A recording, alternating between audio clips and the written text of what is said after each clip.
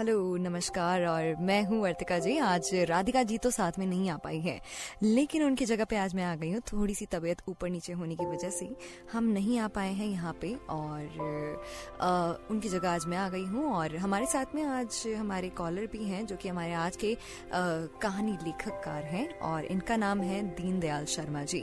आज जो हम इनकी कहानी पढ़ने वाले हैं वो बहुत ही खूबसूरत कहानी है, जिसका शीर्षक है आखिरी हथियार। और दीनदयाल जी अभी हमारे साथ में फोन पे कनेक्टेड भी हैं, तो चलिए उनसे पहले उन्हीं के बारे में जानते हैं। हेलो। और हमारे साथ में स्टूडियो में गोकुल गोस्वामी जी भी मौजूद हैं। नमस्ते वर्तिका।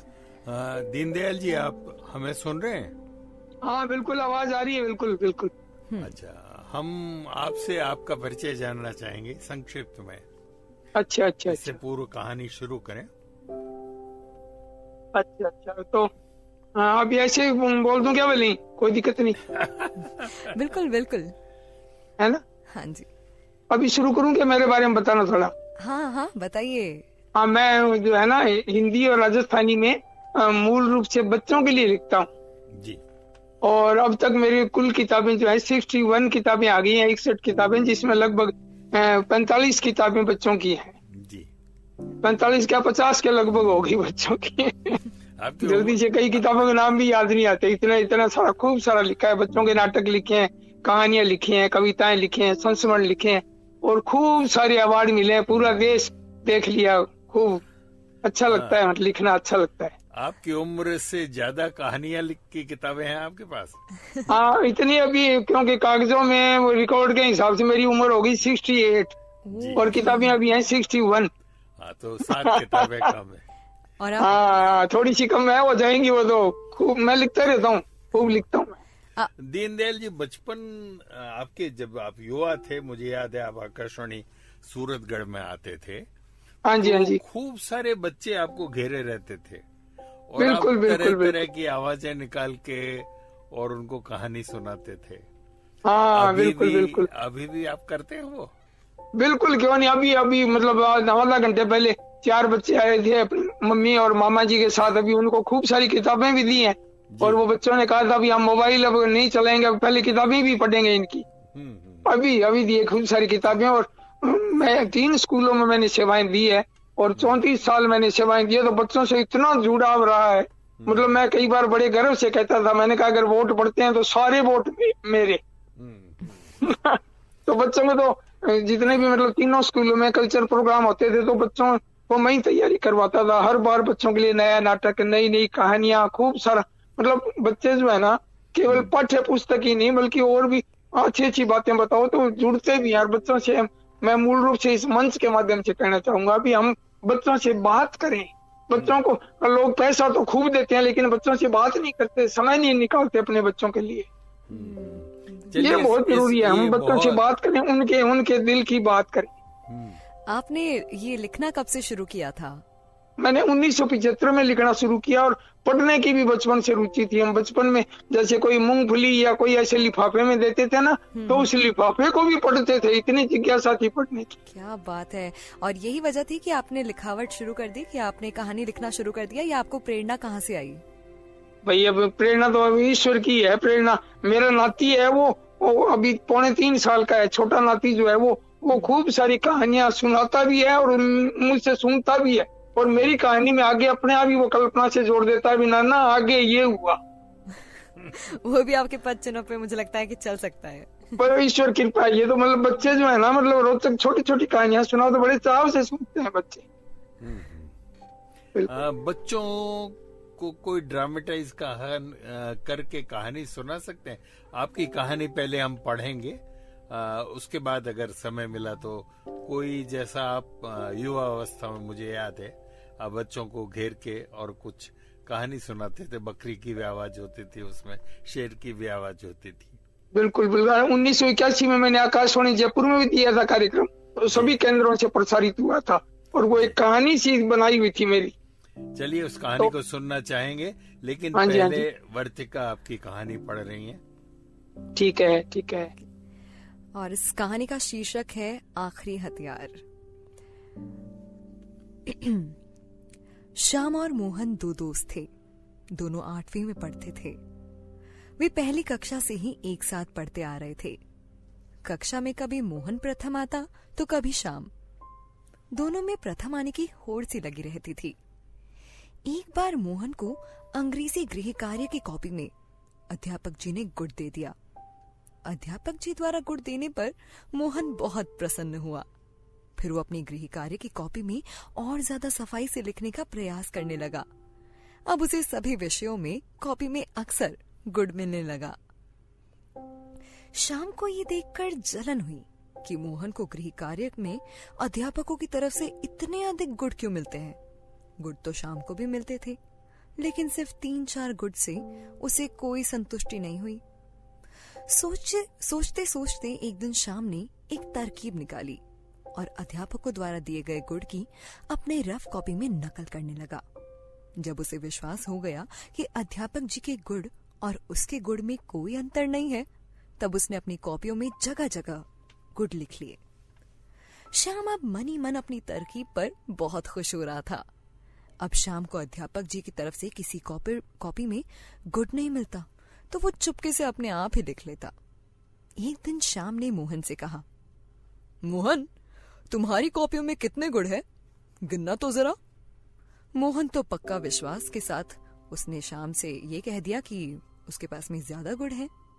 अतः उसने फटाफट गिनकर बताए कि कुल 51 गुड है। फिर मोहन ने शाम से पूछा, तुम्हारी कॉपी में? शाम ने गर्व से कहा, मेरी सभी कॉपियों में 65 गुड है। मोहन बोला, नहीं, ऐसा कभी नहीं हो सकता। जितने मैंने गुड लिए उतने तुम्हारे कभी नहीं हो सकते हैं। शाम ने आंखें मटकाते हुए कहा, तुम ठीक कहते हो, तुम्हारे जितने कहाँ हैं, मेरे तो तुमसे ज्यादा हैं। अपनी कॉपी दिखाना तो। मोहन ने उत्सुकतावश शाम से उसकी कॉपी मांगी। शाम ने गर्व से सीना तानते हुए अपनी सभी कॉपियां मोहन के आगे रख दी और बोला, विश्वास नहीं हो तो गिनकर देख लो। तब मोहन ने शाम की सभी कॉपियां देखी और अध्यापकों द्वारा गुड भी देखे। इतने ज्यादा गुड देखकर उसको शक हुआ। फिर भी उसने एक एक करके सारे गुड गिने। कुल 65 थे। मोहन बोला, श्याम, तुमने इतने गुड कब ले लिए? मुझे तो शक हो रहा है। मोहन ने इतना कहते ही शाम ने उसका गला पकड़ लिया और छीना झपटी से उसका बुशर्ट भी फाड़ दिया। अरे श्याम, क्या बात है, क्यों झगड़ा कर रहा है? कक्षा अध्यापक विद्यासागर ने कक्षा में घुसते हुए गुस्से से कहा। श्याम बोला, सर जी, झगड़ा तो मोहन ही कर रहा है जी। क्या बात है मोहन? अध्यापक ने पूछा। कुछ नहीं सर जी, मोहन ने कहा। तो फिर आपस में क्यों झगड़ रहे हो? तुम दोनों इधर आओ। अध्यापक जी ने कहा तो श्याम और मोहन उनके पास जाकर खड़े हो गए। अब बताओ, क्या बात है? अध्यापक जी ने पूछा। सर जी, मोहन क्या बताएगा, मैं बताता हूं। सर जी, मेरी कॉपियों में ज्यादा गुड देखकर मोहन मुझ पर शक करने लगा है। इसने कहा था कि तुम्हारे इतने गुड नहीं हो सकते, जबकि मेरे इससे ज्यादा गुड हैं। श्याम ने बोला। अध्यापक जी बोले, तुम दोनों अपने अपनी कॉपियां लेकर आओ। सर जी, कॉपी लाऊं? मेरी कॉपियों में गुड मोहन ने स्वयं गिने हैं। श्याम ने सफाई देते हुए कहा। मैंने क्या कहा, सुना नहीं? अपने अपनी कॉपी लेकर आओ। अध्यापक जी ने गुस्से में उन दोनों से कहा। तब मोहन ने झट से अपने बस्ते से सारी कॉपियां निकालकर अध्यापक जी के साथ में थमा दी और श्याम धीरे धीरे अपने बस्ते में कॉपियां निकालने लगा। जल्दी करो श्याम। अभी लाया सर जी। मोहन श्याम के उतरे चेहरे को देखकर भाप गया था कि अब उसकी पोल खुलेगी। श्याम अध्यापक जी को अपनी कॉपियां थमाते हुए मरियल सी आवाज में बोला, ये लीजिए सर। श्याम की कॉपियां लेकर अध्यापक जी जैसे जैसे कॉपी के पन्ने पलटते जा रहे थे, श्याम की धड़कनें बढ़ रही थीं। क्यों श्याम, ये गुड किसने दिया है? अध्यापक जी ने उसे कॉपी में गुड को देखकर इशारा करते हुए पूछा। ये तो आपका ही दिया हुआ है सर जी। श्याम ने विश्वास के साथ कहा। सच कह रहे हो? हाँ जी। और ये गुड, ये भी आपका ही दिया हुआ है सर जी। ठीक है, बैठो, मैं हाजिरी लेता हूं। अध्यापक जी ने हाजिरी रजिस्टर खोलते हुए कहा। कक्षा में चुप्पी छा गई। दिन भर की पढ़ाई के बाद जब स्कूल की छुट्टी हुई तो सब बच्चे अपने अपने घरों की ओर भागने लगे। विद्यालय के अध्यापक गण भी अपने अपने घरों की ओर जाने लगे। सर जी, 1 मिनट रुकना जी। कहो क्या बात है? विद्यासागर जी ने पीछे देखते हुए कहा। उन्होंने देखा कि उनकी कक्षा का छात्र श्याम उनके सामने खड़ा है। जी जी। हाँ, कहो बेटे, किसी ने तुम्हें पीटा है? विद्यासागर जी ने प्यार से श्याम के कंधे पर हाथ रखते हुए पूछा। श्याम की रुलाई फूट पड़ी। वो रोते रोते बोला, मैंने आपसे झूठ बोला था सर जी। कॉपी में वो गुड मैंने अपने आप ही लिखे थे। मुझे पता है बेटे। आपको पता था तो आपने मुझे पीटा क्यों नहीं सर जी? श्याम रोते रोते ही बोला, सर जी, मैं अब कभी झूठ नहीं बोलूंगा और ना ही ऐसा कभी काम करूंगा। विद्यासागर जी चुपचाप चलते रहे। आपने मुझे माफ कर दिया है सर जी? श्याम ने भोलेपन से पूछा।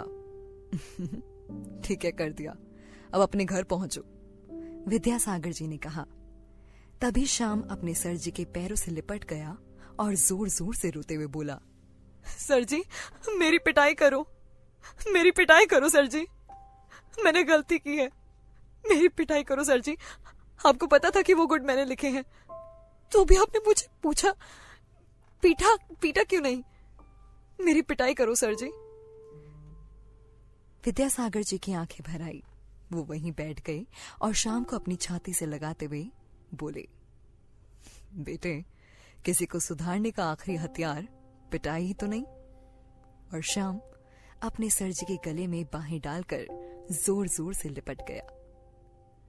ये कहानी थी दीनदयाल शर्मा जी की। दीनदयाल जी। हाँ जी, कहानी भावुक कर दिया कहानी। हाँ, आपने वर्तिका की कहानी बहुत गजब पढ़ी है, मतलब भावुक कर दिया। वास्तव पूरा सीन देखा मैंने, पूरी पिक्चर देख ली। जी जी, thank you so much sir. ऐसा आप भी हमने सुना है कि आप भी कहानी को बहुत ड्रामेटाइज करके बच्चों को सुनाते थे। कोई कहानी अगर आप सुना सकें तो। कोई छोटी सी घटना बनाई हुई है वो जानवरों की आवाजों पर। जी। एक बार क्या हुआ, एक लड़के ने अपने दोस्त के घर जाने की, उससे मिलने की इच्छा मतलब मन ही मन में जाहिर की। और तो सुबह ही जो है, मतलब मुर्गे की आवाज के साथ ही वो उठा। जैसे मुर्गा बोला तो उसकी आंख खुल गई।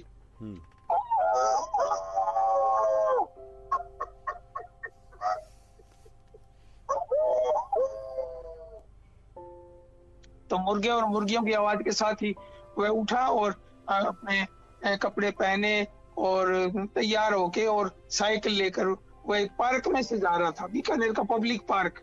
उस पार्क में जा रहा था। वहां पार्क में एक चिड़ियाघर भी था। तो वहां चिड़ियाघर में तरह तरह के जानवर, शेर, गिद्दड़, हाथी।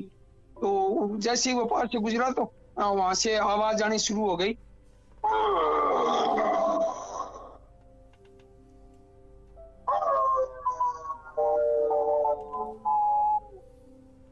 और इस तरह से जानवरों की आवाज वो सुनता हुआ वो पार्क से निकला और आगे जैसे ही जाने लगा तो मित्र का घर आ रहा था सामने, और वहां एक कुत्ता भी खड़ा था।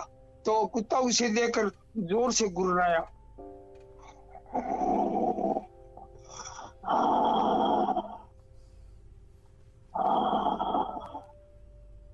तो उसने लड़के ने जो है वो पत्थर उठाने की कोशिश की और सोचा भी मैं अपना बचाव करूं।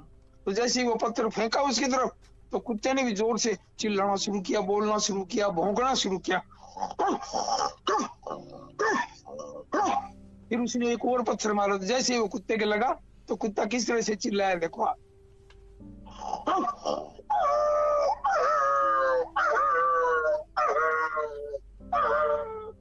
तो लड़का मन ही मन सोचने लगा कि जिस चीज को बांध के रखना चाहिए, क्योंकि वो एक पत्थर उठा रहा था तो वो पत्थर निकला नहीं था, वो जमीन में धंसा हुआ ही था।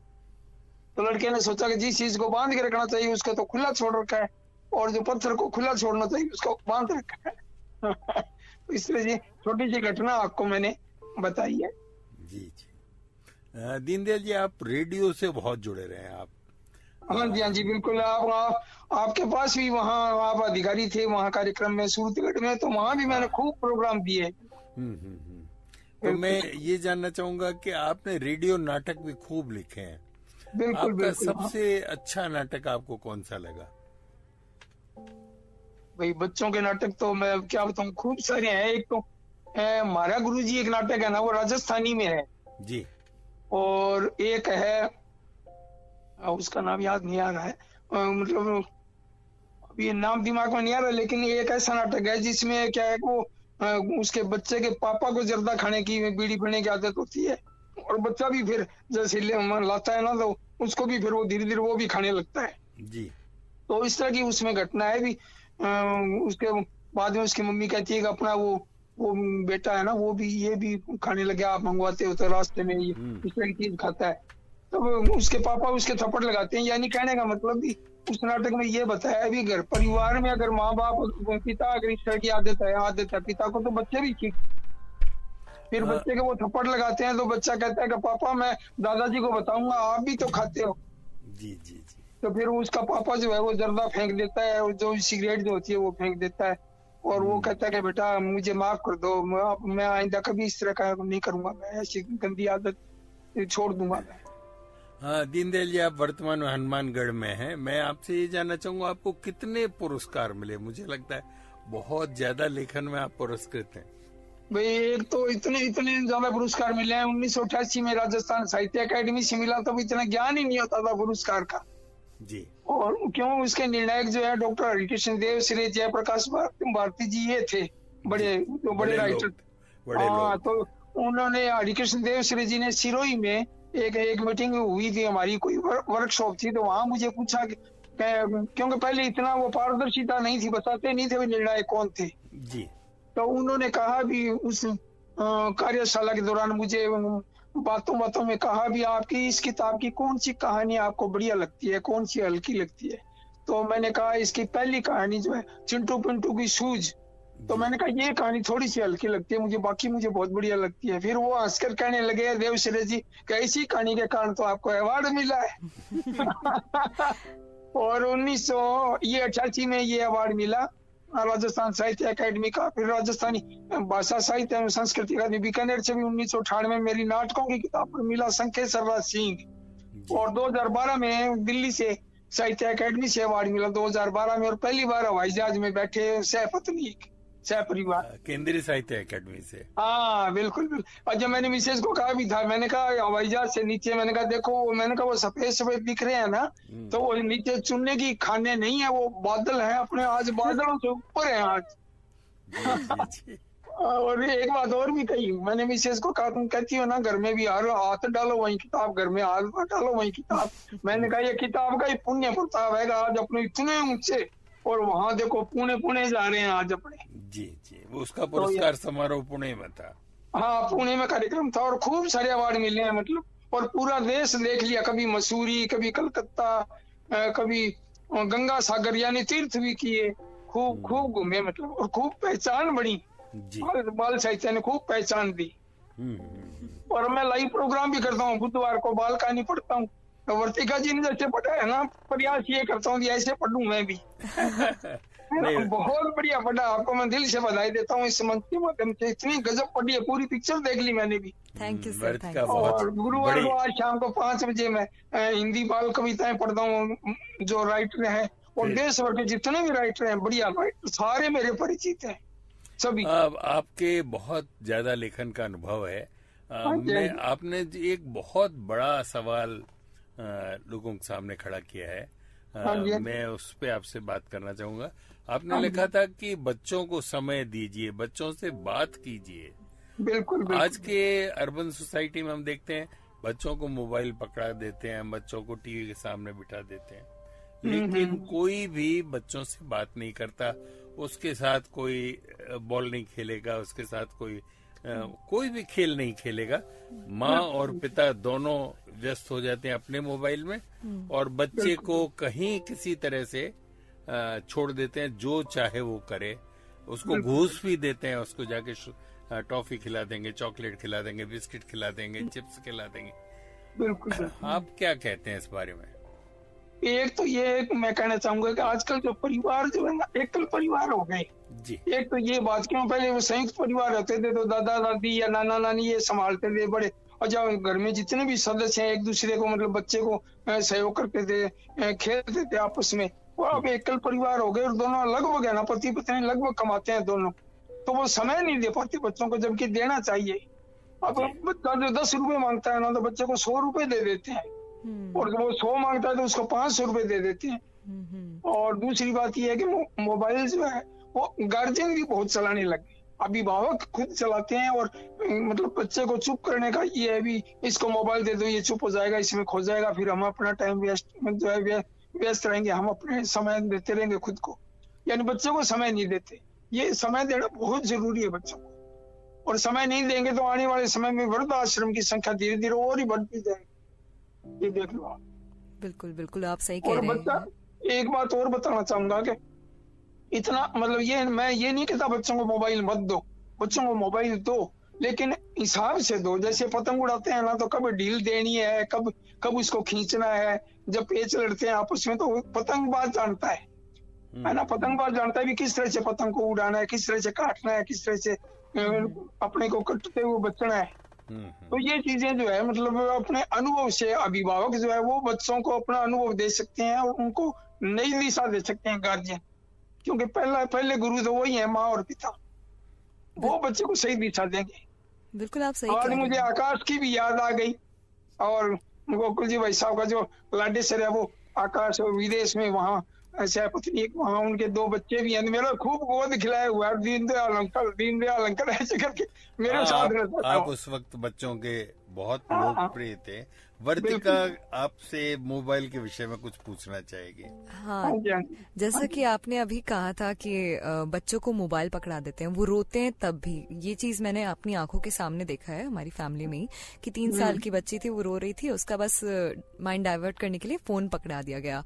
अब मैंने अभी जो चीजें नोटिस करी है कि जो हमारे बाद मतलब जो अभी नई जनरेशन आ रही है, उसके साथ में ये है कि जैसे हम लोगों ने जो खेल खेले थे, जो कि हमारे टाइम पे जैसे पकड़म पकड़ाई हो गया, हाँ, ये गेम मतलब वो जानते तक नहीं है। तो हमारे टाइम पे हम लोगों ने जो सीखा वो हमारे पेरेंट्स से सीखा था। आजकल के टाइम पे पेरेंट्स ऐसे हो चुके हैं कि वो सिखाना भी नहीं चाहते हैं बच्चों को। जैसे कि हमारे टाइम पे पार्क में चले जाते थे, आजकल पार्क भी कम होने लग गए हैं, मेरे को ऐसा लगता है। सड़कों पे बिल्कुल सन्नाटा रहता है शाम को। अभी गर्मियों की छुट्टियां चल रही है, लेकिन मैं देखती हूँ कहीं पे मुझे बच्चे खेलते हुए नजर नहीं आते हैं। तो मोबाइल ने इस तरह से आदतें बना दी हैं कि पेरेंट्स भी अब ज्यादातर बाहर घूमते ही नहीं है, फोन पकड़ा देते हैं। बच्चे भी ज्यादातर बाहर घूमते ही नहीं है, फोन में रहते हैं। दोस्तों से भी अगर मस्ती करनी है, बात करनी है, फोन का इस्तेमाल करते हैं। जबकि हम लोग मरते थे कि हम अपने दोस्तों के साथ में खेलने जाएं, शाम को मार खाई है हम लोगों ने। बिल्कुल बिल्कुल बिल्कुल। तो इसमें किस तरह से फोन हमारे रिश्तों के बीच में दूरियां ला रही है, इस पे आप क्या कहना चाहेंगे? वही एक बात है, मैं मतलब फोन का इतना विरोधी तो नहीं हूँ मैं, क्योंकि फोन में जो है ना इतनी जिज्ञासा भरी पड़ी है, और बच्चा जो है ना जिज्ञासाओं का भंडार है। क्यों, बच्चे के मन में हर नई चीज को देखने की इतनी जिज्ञासा होती है, ये क्या है, ये क्या है। बच्चों को इतना नॉलेज है, बच्चे ने कभी फोन चलाया नहीं है ना, तो भी वो एंड्रॉइड फोन को भी कंट्रोल कर लेता है अपने आप फोन से सीख जाता है। ये बहुत बड़ी बात है कि बच्चे का दिमागी जो है ना, दिमागी मानसिक जो विकास है बच्चे का, वो बहुत ही जबरदस्त होता है। लेकिन मैं ये कहना चाहूंगा कि अभिभावक समय दें, और इसको इस तरह के गेम जो है, उन गेम के जो खेल खूब है, मोबाइल में भी खूब है, वो जो गेम्स है बच्चा भी ढूंढ लेता है। मेरा नाती है दूसरा, वो 10 साल का बड़े वाला, वो आते ही कहता है नाना जी मोबाइल देना। मैंने कहा यार तू इसमें खूब सारे गेम डाल देगा। क्या आप चिंता मत करो नाना जी, मैं जाऊंगा ना अपने गाँव तो मैं ये डिलीट कर दूंगा। तो हम कैरम भी खेलते हैं, लूडो भी खेलते हैं, मैं उसको बिजी रखता हूँ। फिर हम घूमने जाते हैं तो वहां भी खेलते हैं खूब। फिर वो साइकिल भी चलाता है। यानी बच्चों को हम इस तरह से उनका दिमाग थोड़ा बंटाएं, डाइवर्ट करें दिमाग को, वो हमारे हाथ में ही है।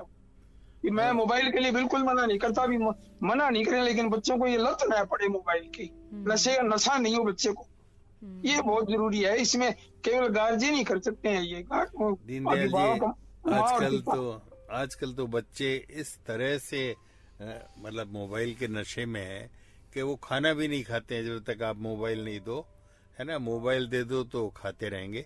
एक जो लास्ट में आपने एक डायलॉग बोला था कि अगर हम बच्चों को समय नहीं देंगे तो वृद्धाश्रम खूब सारे खोलेंगे। बिल्कुल बिल्कुल बिल्कुल सही है। इसका क्या व्यू पॉइंट है आपका? मेरा ये कहना है भी बच्चे जो है ना, जब मोबाइल से जुड़ेंगे ना तो वो संवेदना से कट जाएंगे माता पिता से। मतलब माँ कुछ भी कर रही है, पिता कुछ भी कर रहे हैं। अच्छा, आजकल जो बच्चे मोबाइल में इतने लिप्त हो गए, कई देखते हैं कि मतलब सीन के अंदर अगर कोई किसी तरह का बहुत बड़ा एक्सीडेंट हो रहा है तो बच्चे के चेहरे पर इतना कोई हाव भाव नहीं है, उसको बिल्कुल सामान्य ले रहा है वो। तो जब संवेदना खत्म हो जाएगी तो फिर वृद्धाश्रम में बढ़ेंगे। हाँ, बच्चे की तो एक तो संवादहीनता की स्थिति को हमें तोड़ना है, तभी संवेदना बचेगी। ये बहुत बड़ी बात है, सोचने की बात ये जी। बच्चे के अंदर जो है ना, भीतर का बच्चा वो जिंदा रहना चाहिए। आज 8 साल का बच्चा 28 साल के बच्चे जितना दिमाग रखता है। हाँ, ऐसे बात करते हैं, आपको लगता नहीं कि कोई बच्चा है। हाँ बिल्कुल, ऐसा लगता ही नहीं। इतनी मैच्योरिटी से बात करते हैं। बहुत ज्यादा। 3 साल का बच्चा, मेरा नाती भी है इस तरह का है।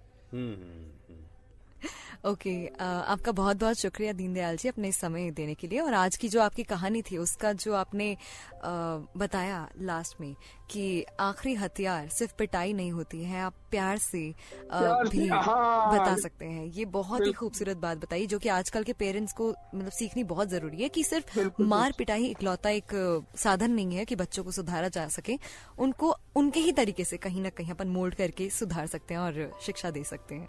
बिल्कुल, मैं आपको बधाई देना चाहता हूँ। गजब गजब पढ़े आपने, बहुत बढ़िया वाचन किया मेरी कहानी का। मेरी कहानी में मतलब किसी मित्रों की कहानियां मैं पढ़ता हूँ ना मेरे कार्यक्रम में, तो कई कहते हैं अरे आपने तो ऐसा कर दिया बढ़िया, तो मुझे लगा आपके जैसी मैं नहीं पढ़ पाता। खूब ड्रामेटाइज किया आपने तो, गजब। पूरे चित्र दिखे, विद्यासागर जी भी दिख रहे थे, श्याम भी दिख रहा था, मोहन भी दिख रहा था, सब सारा सीन दिख रहे थे पूरे। Thank you so much sir.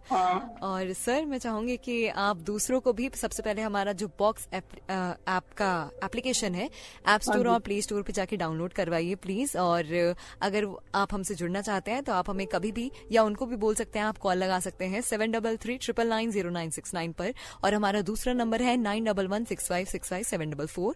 हमारी फेसबुक आईडी है बॉक्स FM और इंस्टा आईडी है boxfm_radio। आप वहां पे भी हमारे साथ जुड़ सकते हैं और बाकी लोगों को भी कनेक्ट कर सकते हैं। बिल्कुल बिल्कुल थैंक बिल्कुल। You thank you so much sir. धन्यवाद, धन्यवाद आपका, बहुत बहुत धन्यवाद।